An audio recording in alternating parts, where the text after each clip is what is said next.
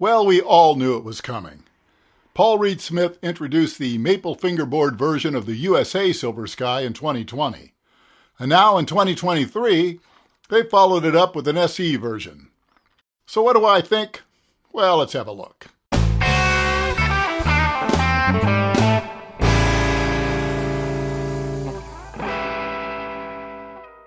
I reviewed the first run Paul Reed Smith SE Silver Sky last year.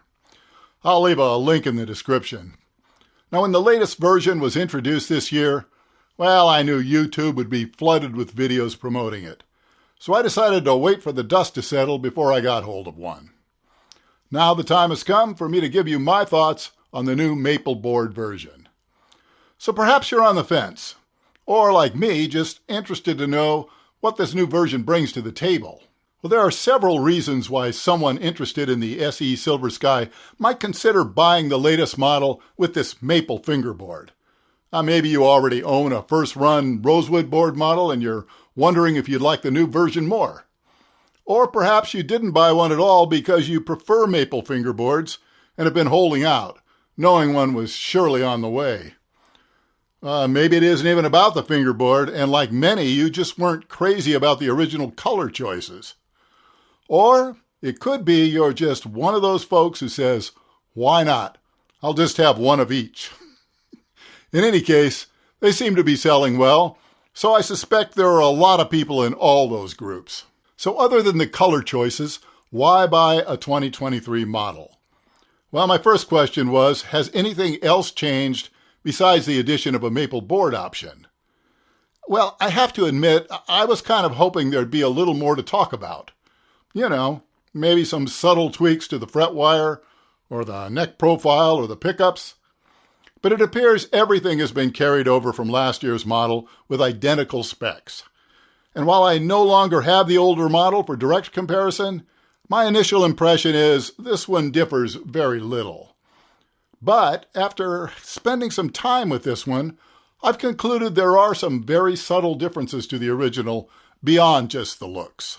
Now, the first thing I did notice was, despite the specs being identical on paper, this neck feels ever so slightly bigger.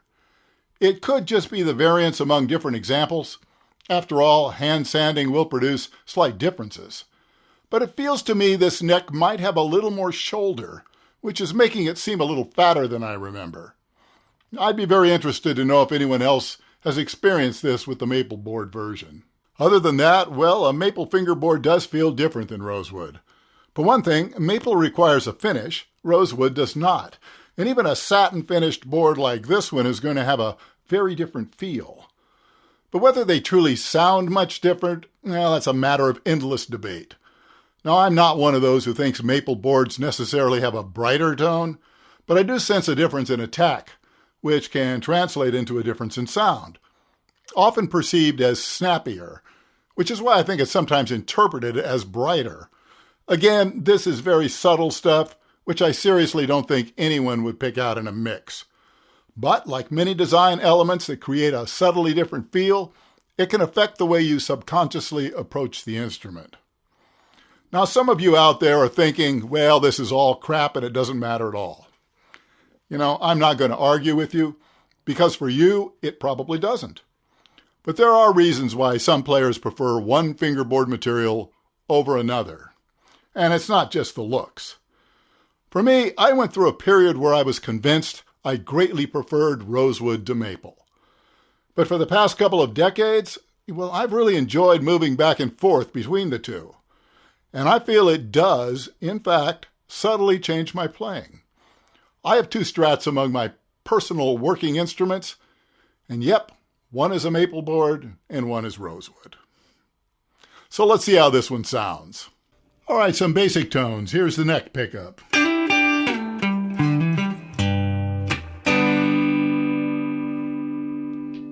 Here's the neck and middle.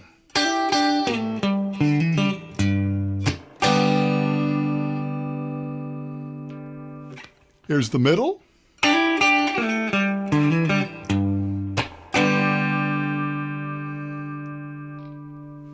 Here's the middle and bridge.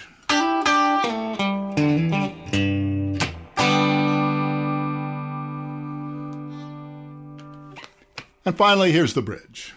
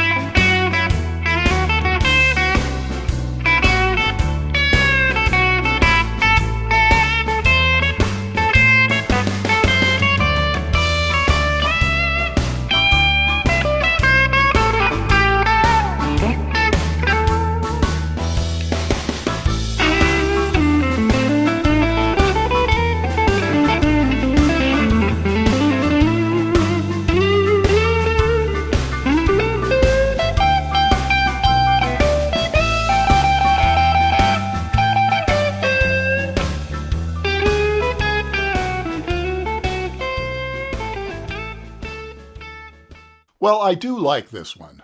The neck and fingerboard feel great, and the fret leveling and crowning is quite good.